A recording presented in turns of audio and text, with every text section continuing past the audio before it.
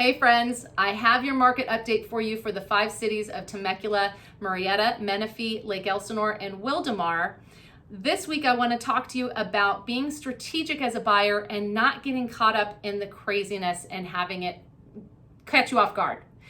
First, let's go over the numbers, then I'll tell you why I'm bringing that up. So, in regards to new listings in our 5 cities, we had a total of 200 this last week, which was up 2.6% to the week prior. And of course, the week prior, we were up 1%, so a little steady increase. I would like to see more, so call me, but still, we'll take it.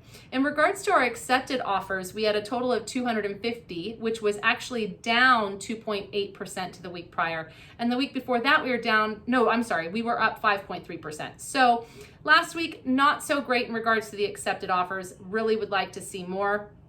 In regards to our closed sales, we had a total of 182, which was down 2.2% to the week prior. And if you recall, the week prior, we are down 30.4%. So seems like a little number, but really took a dip. Now, that's why I wanted to talk to you about, as a home buyer, not getting caught up in the craziness. One of the things, and the reason for that, the dip of actual closed sales, I can't tell you. I don't know what the situation was. But it does make me think about one thing. In talking with other realtors and people out in the market, I do hear in this sort of market that people they feel the pressure. They're on a mission to find a home, and they feel the pressure to go for something that maybe wasn't the one.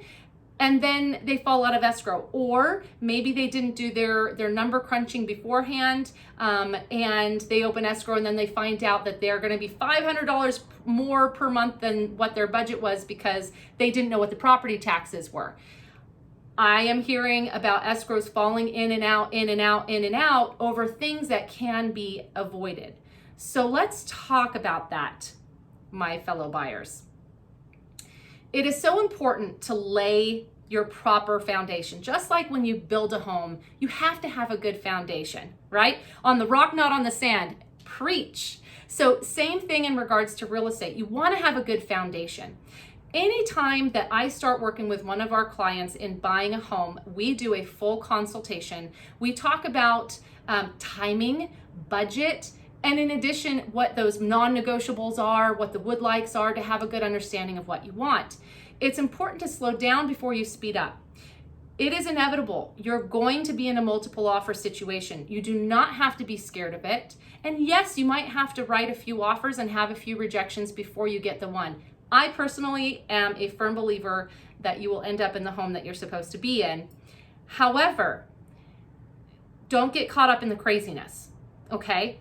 Number one, know your numbers. Make sure that before you even step foot in the home, you have an idea of what your payment's going to be based on the taxes and what the HOA is on top of that and all of that. Make sure that the home has your non-negotiables, those must-haves.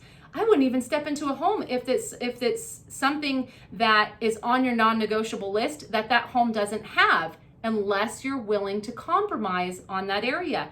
Only you know that. You need to communicate that with your realtor. You guys need to be on the same page to know what those must-haves are, what that budget is. I let my clients know, generally speaking, what their payment's going to be in every home before we step foot in the house. Then you know, as you're walking through the home, okay, I'm going to be paying about $2,800 for this. Am I cool with that? Yes, I'm cool with that. Okay. And if I need to write an offer over, how much more is that going to be per month? And is that still within budget? So that when you do get that offer accepted, you don't have those surprises. You don't have the surprise of, oh my gosh, we're going to be over budget. Or I'm hearing things talking to other fellow realtors where a listing sells that first weekend. However, it falls in and out of escrow like 3 times right off the bat, one after the other, over silly things like, ooh, maybe the master bedroom is a little bit too small. That tells me that buyer might have got caught up in the whirlwind, feeling the pressure, feel like they need to write an offer on something that they really weren't in love with. It's okay if it's not the one. It's okay to say no.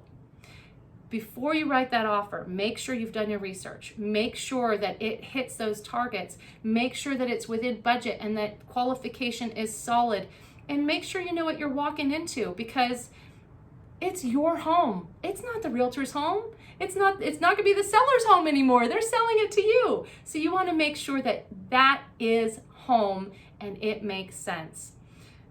I'm going to get off my soapbox now. I appreciate you spending time with me. As always, I hope this video finds you happy and healthy.